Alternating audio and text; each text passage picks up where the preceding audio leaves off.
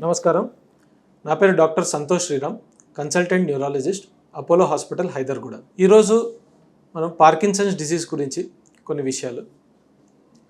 Parkinson's disease అంటే సాధారణంగా ఇది చాలా ట్రీట్మెంట్ లేని ప్రాబ్లము, లేదా దీంట్లో వనకడముని పార్కిన్సన్స్ డిసీజ్ అనుకోవడము, అలా రకరకాలుగా దాని గురించి అభిప్రాయాలు ఉంటాయి.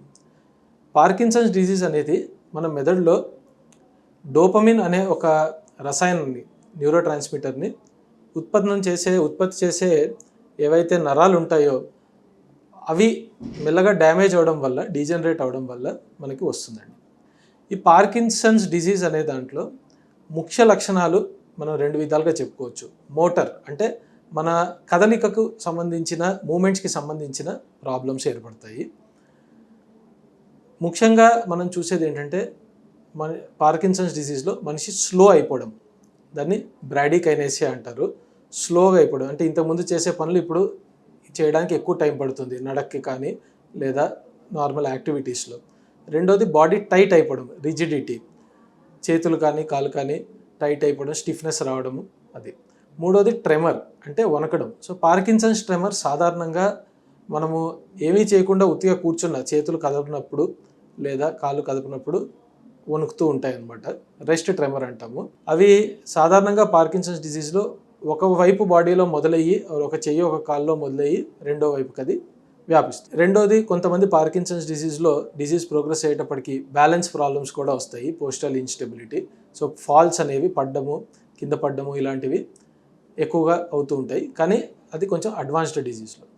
ఇవి సాధారణంగా మోటార్ సిమ్టమ్స్ అండి. నాన్ మోటార్ సిమ్టమ్స్ అని ఉంటాయి. అంటే పార్కిన్సన్స్ అంటే ఒత్తి స్లో అయిపోవడమే, వణకడమే కాదు, వాళ్ళకి వేరే కొన్ని ఇష్యూస్ ఉంటాయి.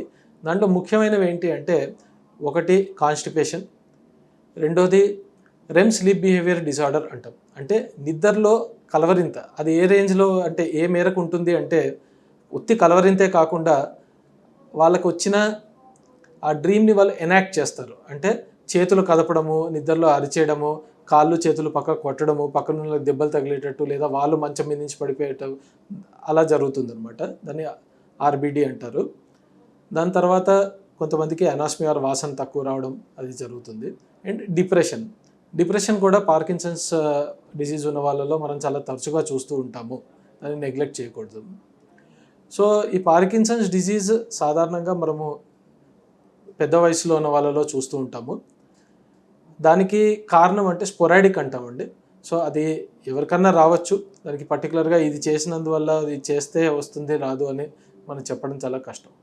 కానీ చిన్న వయసులో వచ్చే పార్కిన్సన్స్, ఎవరికైతే 40 ఏళ్ళ కంటే కింద వయసులో పార్కిన్సన్స్ వస్తాయో వాళ్ళకి జెనెటిక్ పార్కిన్సన్స్ డిసీజ్, జెనెటిక్ పార్కిన్సనిజం ఉండొచ్చు. అలాంటి వాళ్ళకి వంశపారంపర్యంగా పార్కిన్సన్స్ అనే ప్రాబ్లం రావచ్చు.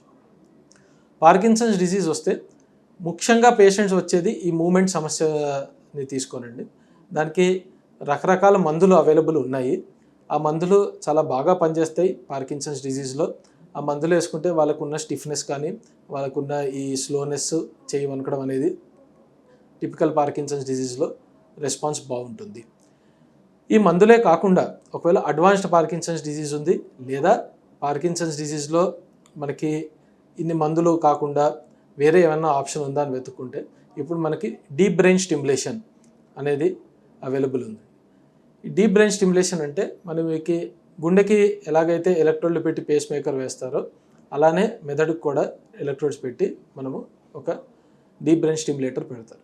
సో దానివల్ల ఏమవుతుంది అంటే మనకి మందుల యొక్క అవసరం తగ్గుతుంది. అండ్ కంటిన్యూస్గా మనకి ఈ పార్కిన్సన్ సిమ్టమ్స్ నుంచి మనకి విముక్తి ఆర్ కంట్రోల్ అనేది మనకి లభిస్తుంది అన్నమాట. సో పార్కిన్సన్స్ పేషెంట్స్లో ముఖ్యంగా గుర్తుపెట్టుకోవాల్సింది ఏంటి అంటే, మందులు టైంకి వేసుకోవడం, రెగ్యులర్గా వాళ్ళు ఏదైనా ఫిజికల్ యాక్టివిటీ ఆర్ ఎక్సర్సైజెస్ చేస్తూ ఉంటే ఈ స్టిఫ్నెస్ నుంచి కానీ, ఈ మూమెంట్ ప్రాబ్లమ్స్ వాళ్ళకి దాని నుంచి కొంచెము రిలీఫ్ అనేది దొరుకుతుంది.